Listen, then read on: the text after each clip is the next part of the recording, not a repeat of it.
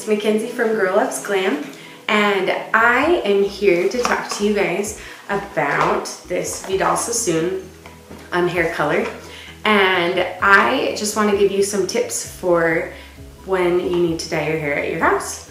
I'm a licensed cosmetologist, so of course I do recommend getting your hair dyed by a licensed cosmetologist, but I understand that there are times that just can't happen, or maybe you're just really awesome at dyeing your hair at home.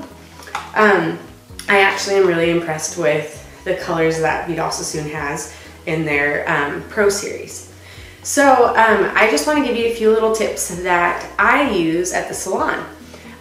One of them is to have hand sanitizer handy. It kind of sounds like a weird thing to have, but hand sanitizer actually takes the color off of your skin. So if you are, after you put that color on your hair, if you have maybe a little bit of color that got onto your skin, you can just put a little bit of this hand sanitizer on just a rag and go back and wipe around your whole hairline. It will take that color right off, and you can actually even do it after it's processed. Of course, it is a little better if you do it beforehand, but hand sanitizer takes it right off, so be sure to have hand sanitizer handy. Something else is to be sure to brush your hair really well before you put the color on it, because if your hair is kind of like locked together, a lot of times that color has a hard time, well, it's just really hard to apply it, and a lot of times you'll miss places. So if the hair has been brushed through really well, then you're more likely to get all of your strands of hair covered.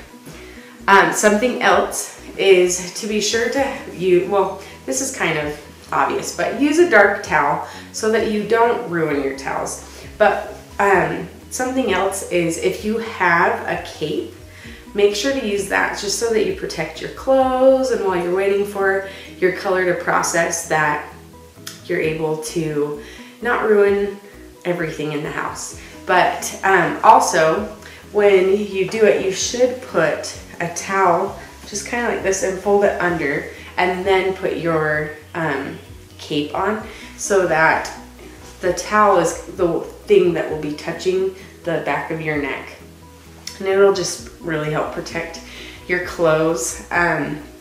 Another thing is, when you're choosing your color, keep in mind of what that root color is in your hair. So everyone has like a base color, and it's going to be a primary color that really is deep down at the base of your color. So I'm naturally brunette, but I am more of a red-based brunette.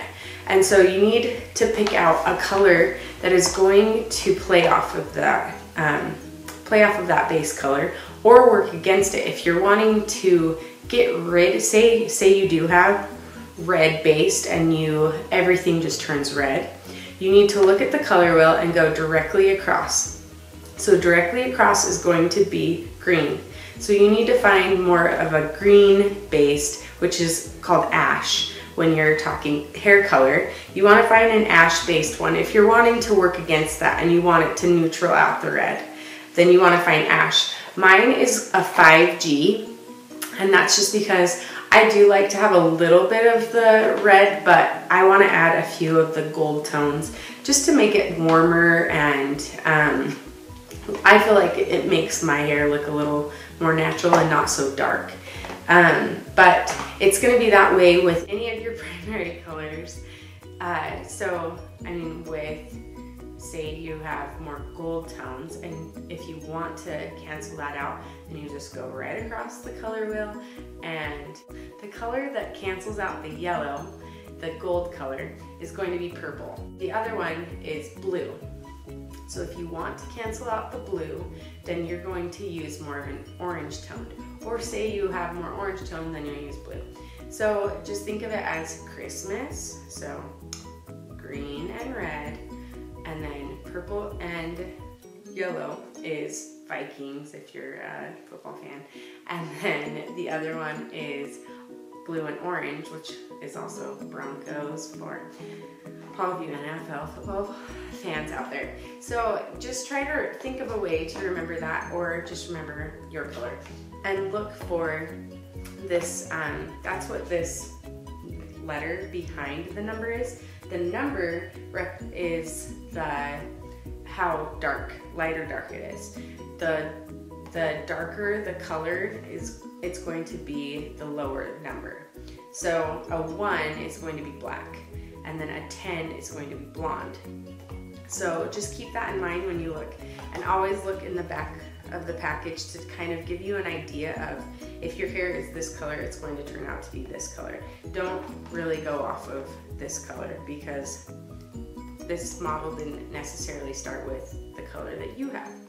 So those are just a few of the tips that I have beforehand, and I will give you a few more after I dye my hair with 5G Vidal Sassoon. Hi again. I just finished rinsing out my color, and I love how it turned out. It's nice. It took the ombre out, and I really love how it all worked. I did get a little bit of color on my face and along my ears, and I just went ahead and used the hand sanitizer, and it came right off.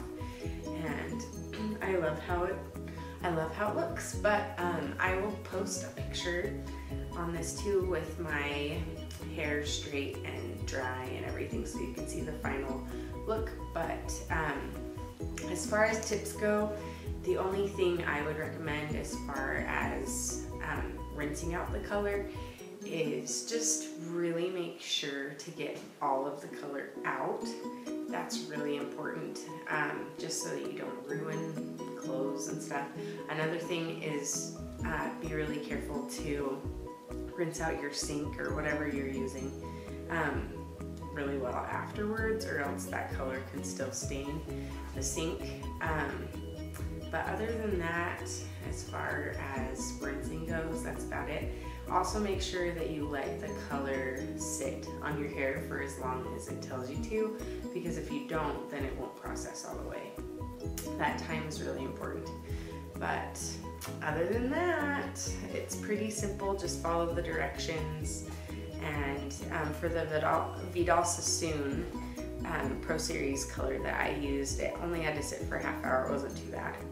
So yes, I will post a picture after that, and make sure to try out this color and use these tips. Make sure to go on my blog, www.girllovesglam.com, and you can find lots of beauty tips, including links to my book, A Busy Girl's Guide to Makeup.